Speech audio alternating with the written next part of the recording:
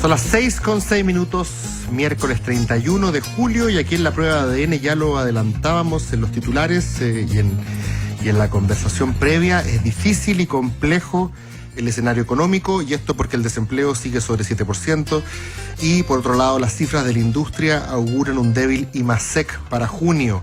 La CEPAL recortó la proyección de crecimiento para Chile de un 3.3 a un 2.8% ante la escalada de las tensiones comerciales. En Estados Unidos, la Reserva Federal recortó la tasa de interés por primera vez desde 2008. ¿Y quién otro que Andrés Huerta para ilustrarnos frente a este escenario difícil y complejo? Le pusieron aquí. ¿Es difícil y complejo o estamos exagerando, Andrés Huerta? Usted que siempre le toma el pulso correcto a la jugada.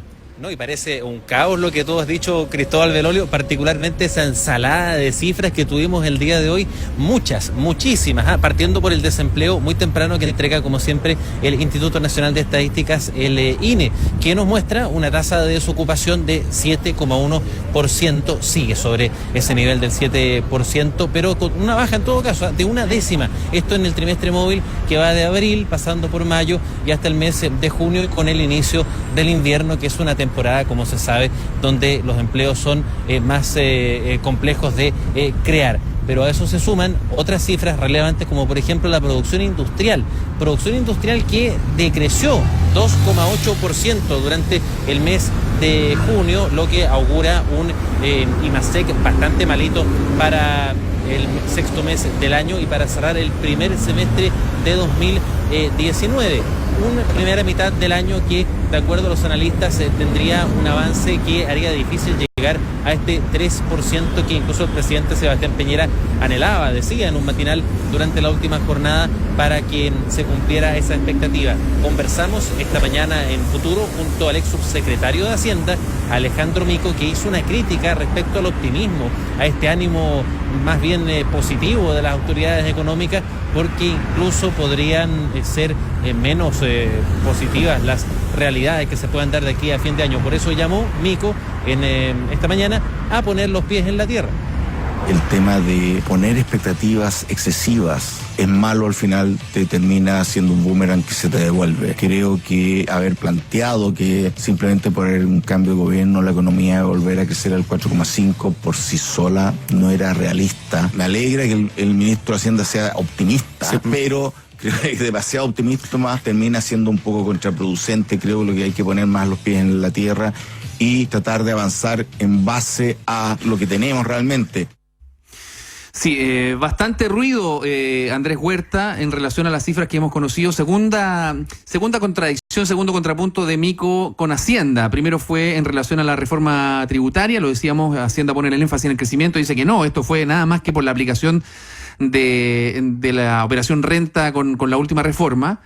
Y ahora en relación al crecimiento.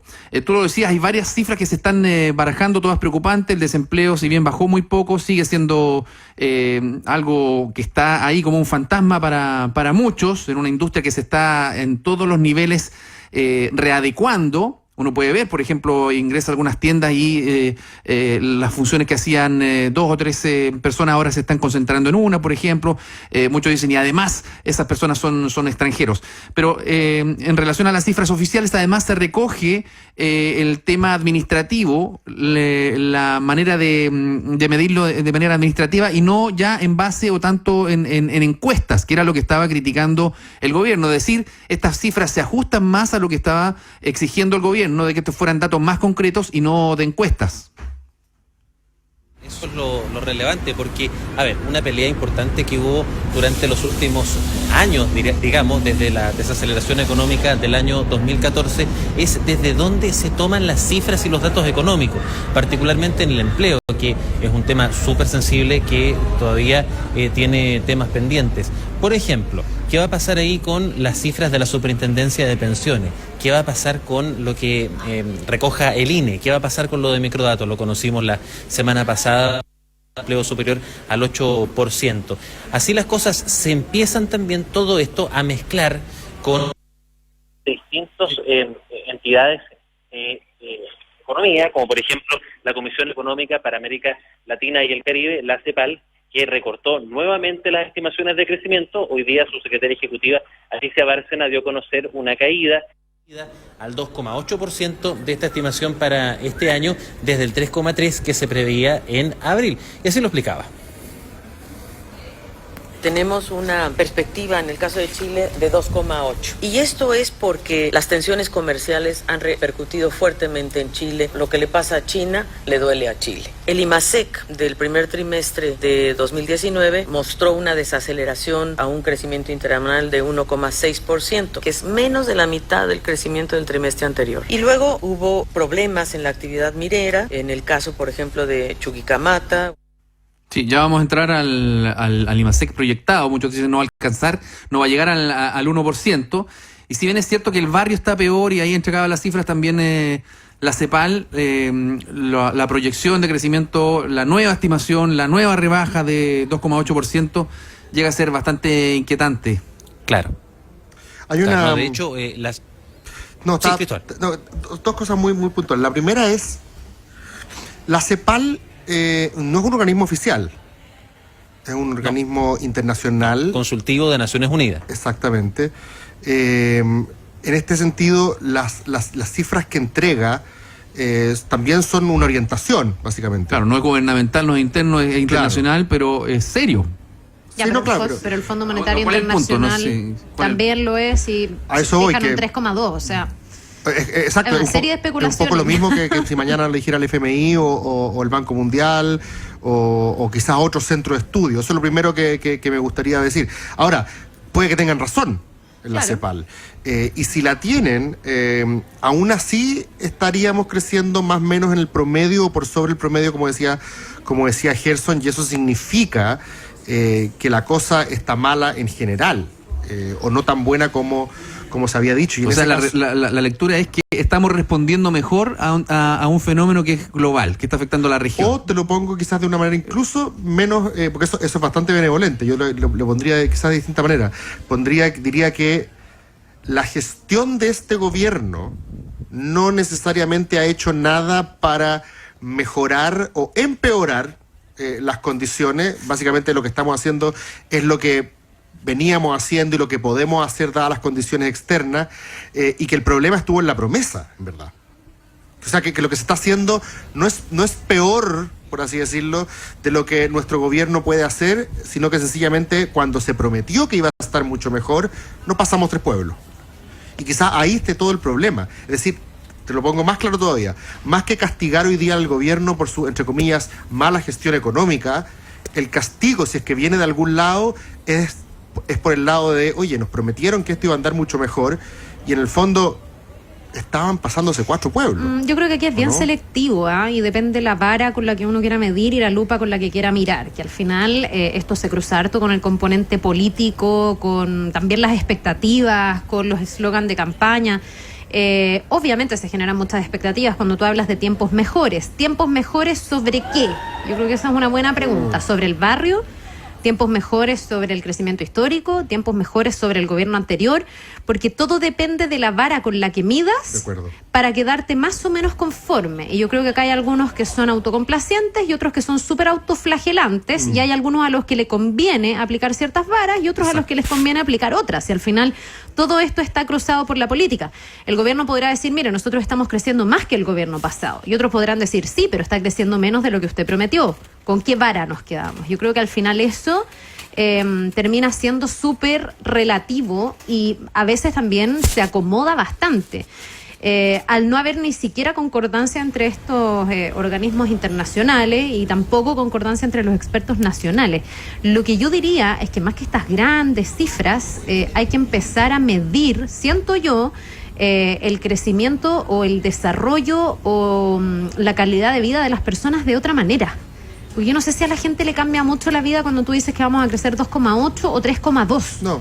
O sea, uno No, pero- como espectador lo siente casi al margen, Sí, pero digamos. yo siento que es ¿cómo se Depende llama? en qué se traduzca para la vida de las personas al Yo final. creo, y en esto yo que generalmente considero y veo el vaso medio lleno en estas cosas, sobre todo mirando el barrio, me parece que es importante que, como dicen los gringos, las promesas de campaña tengan accountability, uno responda por lo que prometió.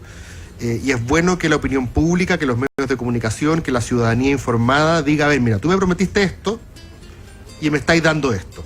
Explícame el delta, explícame la diferencia. Andrés, pero espérate. Eso me parece que es razonable. ¿Recuerdan ustedes Sí, acá cuál estoy. es, no sé si te acuerdas tú, Andrés, cuál es la promesa taxativa del gobierno? Yo recuerdo que para el primer año era en torno a un 4% de crecimiento, Que se llegó justo, ¿no? que se llegó. Se Al llegó. principio era 4% y de hecho fue lo que se logró el año pasado. Ya, uno podría decir, Y ya era haciendo el noticioso ejercicio... ya Sacaron era la tarea adelante llamativo al que principio. se bajara a 3,5%. Oye, No, pero lo- espérate, pero para este año y para los próximos, ¿hay una cifra prometida por el gobierno? Yo tengo la impresión de que Sebastián Piñera tuvo cuidado de no casarse con una cifra. Entonces ahí estaría mal yo.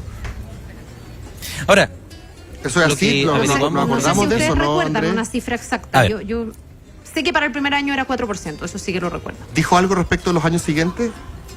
no. o en el promedio de presidente su no. gobierno. De hecho, a ver, recordemos que el espacio en el que el presidente habló ayer, martes, era el matinal de Chilevisión, donde se le preguntó además de muchos otros temas.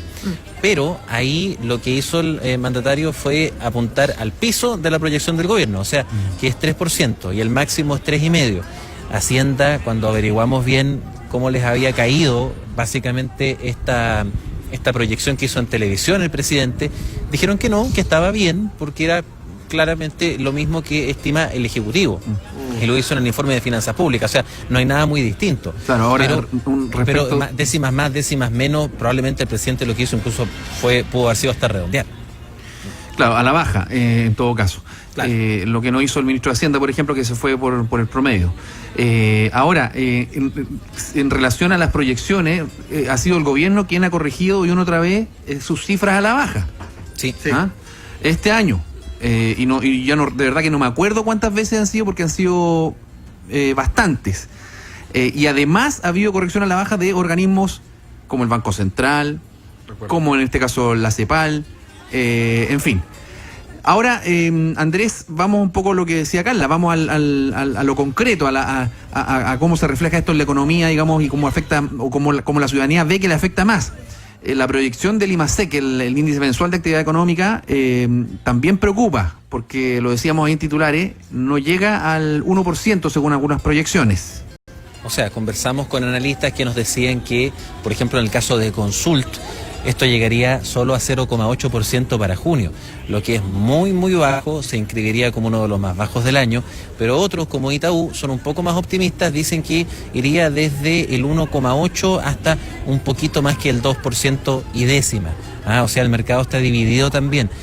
Lo que nos falta por conocer todavía de aquí hasta el lunes 5 es lo que va a entregar el INE con respecto a las ventas del comercio. Lo hemos conversado harto también. Hay indicadores que también son distintos, que difieren entre ellos, como por ejemplo el de la Cámara Nacional de Comercio, tiene una metodología, el de la Cámara de Comercio de Santiago tiene otra, el propio INE tiene otra y claro, es un medidor bastante fiel desde donde se le mire respecto al consumo, respecto a cómo Ahora está se juntan funcionando el bolsillo. Se juntan distintos procesos, algo que es irreversible, por ejemplo, que tiene que ver con el comercio electrónico, las compras en internet, y ayer la Cámara Nacional de Comercio entregó cifras que son bastante preocupantes porque por primera vez durante 12 meses sostenidos, o sea, 12 meses seguidos, ha ido a la baja la venta en tiendas.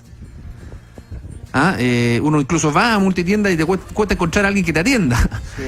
Sí, hay Versus poca gente, lo que ha crecido el comercio, la compra a través de internet. Eso es un fenómeno que se venía asomando, pero ya está totalmente instalado, incluso en alguna economía cototas como Estados Unidos, ha llevado a que los malls están pasando de moda y están cerrando.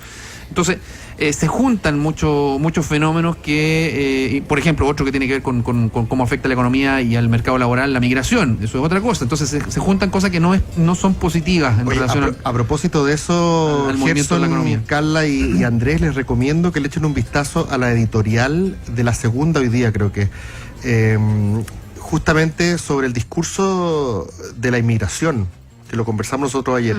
De hecho, el titular de La Segunda me llama la atención, que en general es un medio más bien conservador, dice: inmigración, cuidado con el discurso. O sea, lo que está diciendo esta editorial no es que necesariamente el presidente esté completamente equivocado o el gobierno esté equivocado, pero cuidado con las señales que envía el discurso de, entre comillas, echarle la culpa a la inmigración, y sobre todo por un factor, que nosotros ayer lo sugerimos, lo deslizamos, pero para la columna es bastante claro. Dice que si bien es cierto que el aumento del desempleo puede tener que ver con la presión que ejerce la migración en el mercado laboral, eso también hay que compensarlo con el aumento en el crecimiento que generó la inmigración. O sea, si le dicho de alguna manera, si le vas a echar la culpa por un lado, también tienes que reconocerle sus virtudes por el otro. Porque finalmente lo que hace que haya más empleo es que crezca la economía. Y en este caso la economía está creciendo gracias a los inmigrantes. Y al mismo tiempo, por lo mismo, es que aumenta el desempleo. Es decir, por así decirlo, son factores que uno compensaría al otro. No sé si me explico en el punto. Es por lo menos lo que señala este editorial. O sea, en el fondo, cuando hay más fuerza de trabajo y gente buscando pega sin distinción de origen, claramente el mercado laboral está más presionado. En efecto, pero también dice, ya que entre comillas aparecemos echándole la culpa a los inmigrantes por el desempleo, bueno, digámosla firme y sinceremos que también gracias a ellos hay más crecimiento. O sea, tendríamos aún menos si no fuese por la inmigración. En el fondo sí, porque cuando le preguntamos al ministro de su tesis, hoy día, el ministro Monkever la reafirmó. Pero cuando hemos averiguado, por ejemplo, entre empresarios y escuchan esta explicación, la ven como insuficiente, porque al final creen que hay otros factores mucho más coyunturales incluso que la propia inmigración. O sea, vendría a ser, no lo decimos nosotros, lo dicen las fuentes empresariales que conversamos habitualmente, que vendría a ser como la explicación de moda o del momento. Sí. Andrés, para cerrar, noticia internacional, baja la tasa de interés de 0,25% por parte de la Fed, la Reserva Federal de Estados Unidos, y reacción inmediata a los mercados en rojo. Sí, de hecho esto se esperaba. El día de ayer empezó esta reunión que dura 2 días en la Reserva Federal, que es el Banco Central de Estados Unidos, y lo que hizo básicamente fue modificar la tasa de interés desde la primera modificación en 11 años. Es bastante importante esto porque se recortó en 0,25% y quedó en el rango de 2 a 2,25%. De modo tal que vamos a ver reacciones, ya las hemos visto el día de hoy en el mercado, algunos en rojo, particularmente el IPSA tuvo un retroceso acá en Santiago, pero también se debería esperar un alza en el dólar, que ya está rozando los 700 pesos por otras tantas razones como la guerra comercial. Bueno, eso a partir de mañana. Andrés Huerta, complejo pero bien explicado panorama.